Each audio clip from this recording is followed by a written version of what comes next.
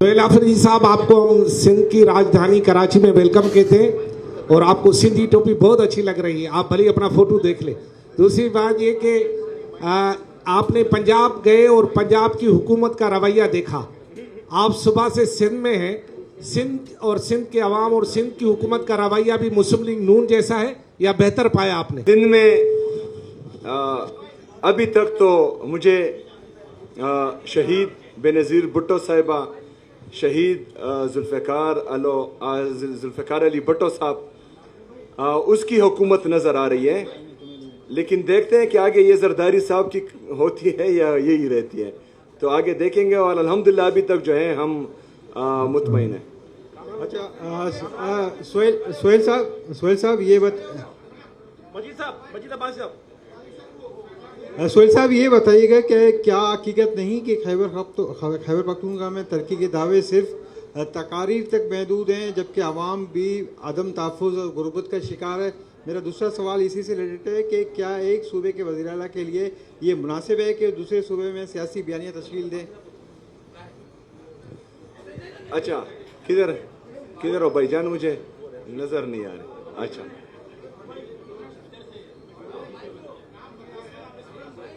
अच्छा, समझ। सबसे पहले तो खैबर पख्तूनख्वा की अवाम पाकिस्तान तहरीक इंसाफ से मुतमईन है, इसलिए पूरे पाकिस्तान में वाहिद खैबर पख्तूनख्वा की हुकूमत है जो अवामी मैंडेट के साथ आई है। बाकी पूरे पाकिस्तान के जितने भी सूबे हैं और रीजन्स हैं और वफाकी हुकूमत है, वो जाली मैंडेट के साथ 17 सीटों के साथ हुकूमत में बैठी हैं। तो अवाम मुतमईन है, अवाम पाकिस्तान तहरीक इंसाफ और इमरान खान पर एतमाद करती है, इसलिए जो है वो तीसरी दफ़ा पाकिस्तान तहरीक इंसाफ को वोट दे रही है।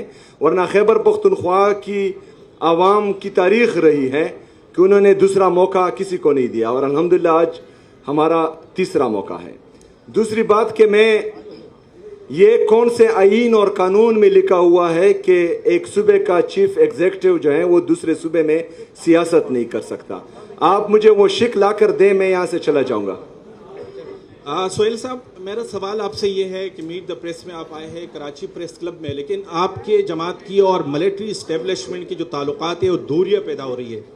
जिस वक्त आप यहाँ बात कर रहे हैं, आप ही के इलाके तीरा से लोग नकल मकानी कर रहे हैं और वहाँ पर ऑपरेशन शुरू हो गए हैं। एक तरफ तो उनके साथ जो लोग इख्तिलाफ है कि ऑपरेशन ज़बरदस्ती हो रहे हैं, आप उसकी इजाज़त नहीं दे रहे, हर जगह उसका इजहार भी कर चुके, लेकिन आपके नुमाइंदे भी उन लोगों के साथ आज नहीं है जो कर्फ्यू में वहाँ जो है वो फंसे हुए हैं, और दीगर इलाकों में भी ये ऑपरेशन जो है मज़ीद तोसी दी जा रही है। तो नियाज़ अली मेरा नाम है और JNN TV से ताल्लुक़ है। अच्छा, JNN से। अच्छा, जिस तरह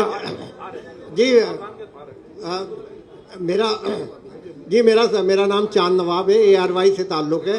ये बताइए, आप सिंध का दौरा कर रहे हैं और क्या पीपल्स पार्टी से आपका अंदरूनी खाना कोई राब्ता हुआ है? इससे अपनी जो कैंपेन में इतनी आज़ादाना चला रहे हैं, कोई राब्ता है या सिंध में कोई इत्तेहाद बनने जा रहा है पीपल्स पार्टी का, जो राब्ता उसकी आज एक कड़ी है?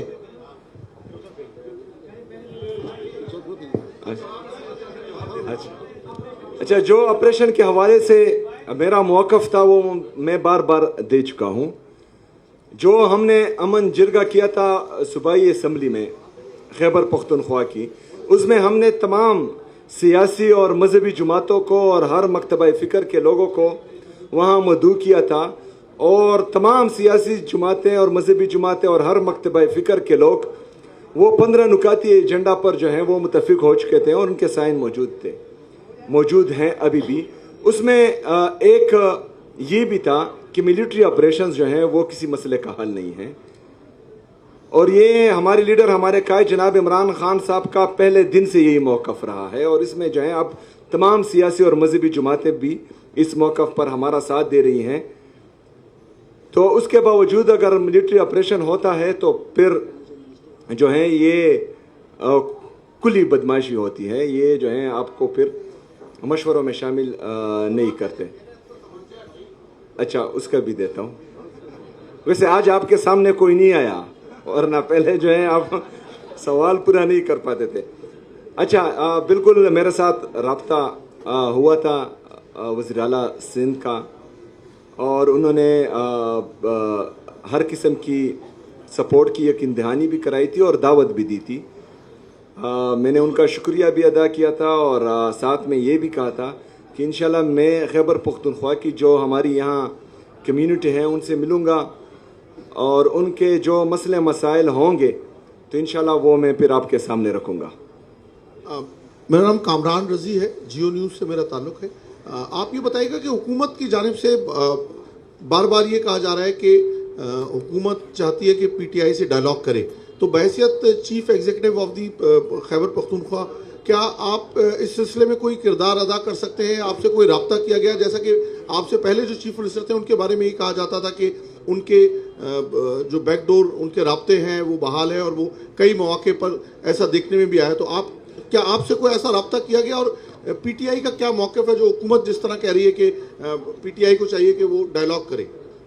اچھا, سب سے پہلی بات تو یہ ہے کہ ڈائلاگس ہونے چاہیے, لیکن ڈائلاگس میں آپ دیکھتے ہیں کہ سامنے والا با اختیار کتنا ہے, اور ڈائلاگس جو ہیں ہمیشہ وہ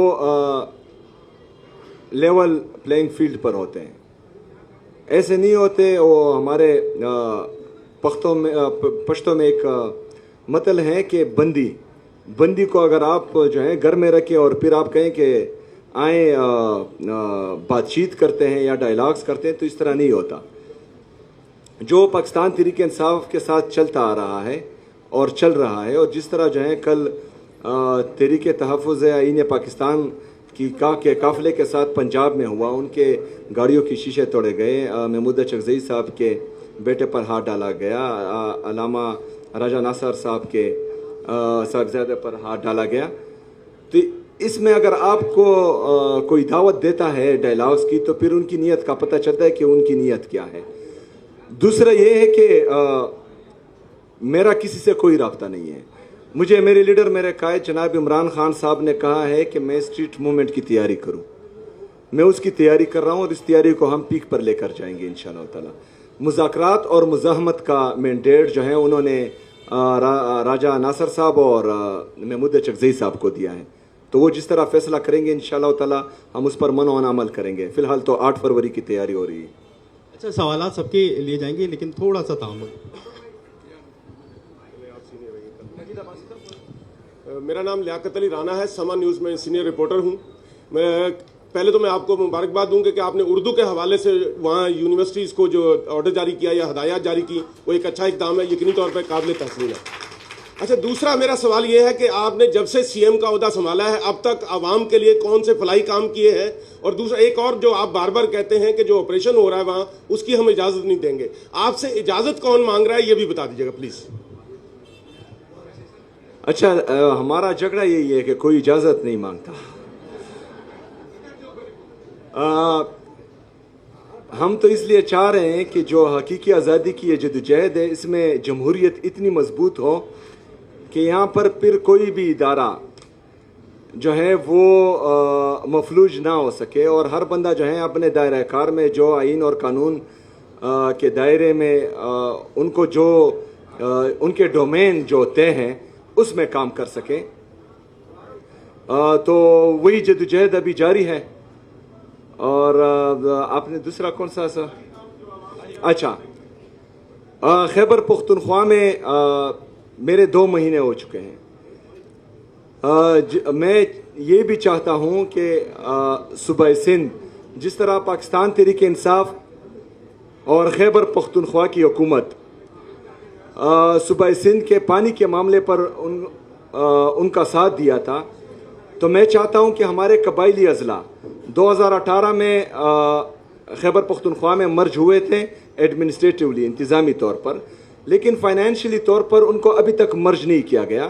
این ایف سی میں جو ہمارا شیئر بنتا ہے 60 لاکھ کی آبادی کی تناسب سے, وہاں کی غربت کی تناسب سے, وہاں کے جو انورس ڈینسٹی پاپولیشن ہے اس کے حوالے سے جو تمام این ایف سی کے انڈیکیٹرز ہیں, تو اس میں ہمارا بہت بڑا حصہ بھی بنتا ہے جو ہمیں نہیں دیا جا رہا.